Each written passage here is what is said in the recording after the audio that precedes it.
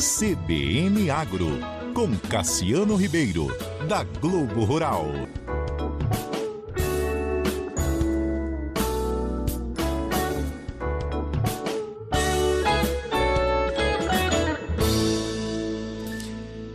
Cassiano. Tudo bem, Sardemerg? Boa tarde para você, Nadédia, a todos os ouvintes. Boa tarde, Cassiano. Tema, o El Ninho, Cassiano. Pois é, Sardenberg, mais uma vez El Ninho. Hoje o nosso tema é El Ninho, mas é principalmente com foco no cacau. Essa cultura que o Brasil já foi um grande produtor, exportador mundial. Hoje o Brasil está entre grandes produtores, mas os principais países que produzem cacau no mundo e, portanto, são responsáveis por garantir o nosso chocolate de cada dia são os países da África, especialmente Costa do Marfim. E esses países estão aí com receio dos impactos, dos efeitos do El Niño nesse ano. Isso tem feito os preços do cacau dispararem no mundo. O cacau, que já vinha numa trajetória de alta nos últimos anos, aí batendo recorde de preço nos últimos anos, justamente por causa de oferta mundial, novamente agora tem aí esse fator de El Niño sustentando os preços do cacau no mundo todo.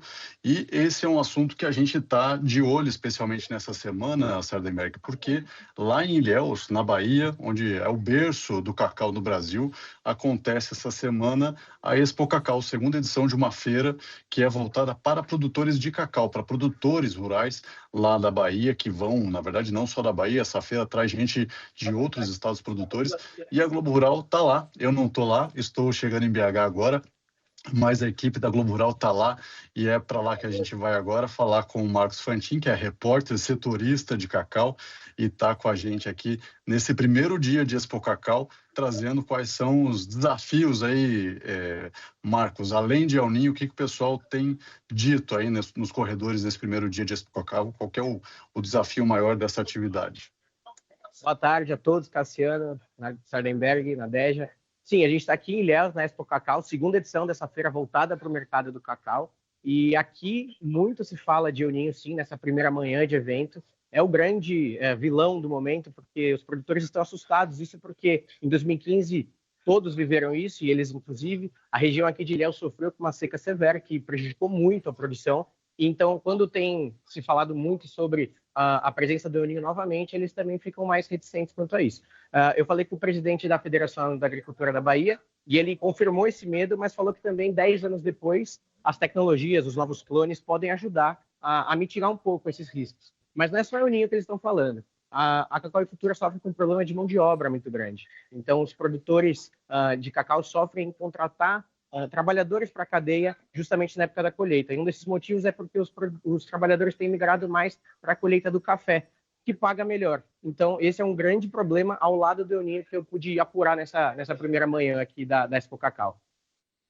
Ou seja, mesmo com preço alto e alta rentabilidade, os produtores de cacau não estão conseguindo segurar a mão de obra e resolver esse problema, Porque é uma cultura ainda, Sardenberg, que depende muito de pessoas, Tanto no plantio como na colheita, nos tratos culturais. É uma cultura aí artesanal, a gente pode dizer assim, ainda em relação a outras culturas como o café, e o Marcos falou aí agora há pouco. E antes mesmo do El Niño, a gente já vinha falando sobre a delicadeza da situação do setor, Cassiano? Todo aquele temor de escassez, de alta nos preços, agora com o fenômeno climático dessa monta, acaba agravando a situação.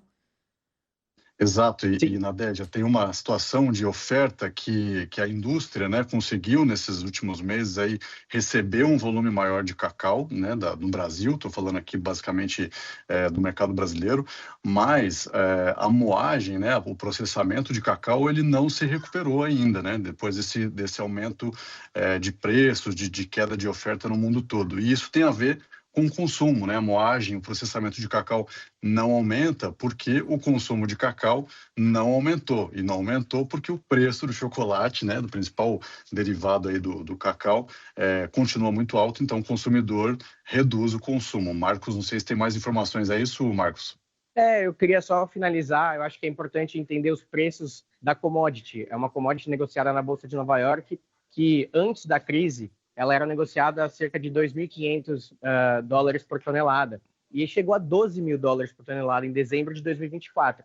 esse patamar absurdo, ele recuou aos poucos, mas hoje a gente está em $6.000 por tonelada, que ainda é um preço considerado alto, só que é como se fosse um novo normal. Esse preço não deve voltar mais para o patamar antigo. Então, é uma cadeia que ainda consegue rentabilizar, mas sofre também com a falta de demanda pelo chocolate, porque ficou muito caro mesmo nos últimos anos. Quer dizer, o preço para o produtor ficou bom, quer dizer, era muito bom, mas continua bom, com $6.000 a tonelada, mas compensação, o produto final fica muito caro. E aí cai a demanda. Cai a demanda, vai dar problema na oferta, né? Exato. E aí o produtor tem mais dificuldade para vender esse cacau também para a indústria, né? Tá certo.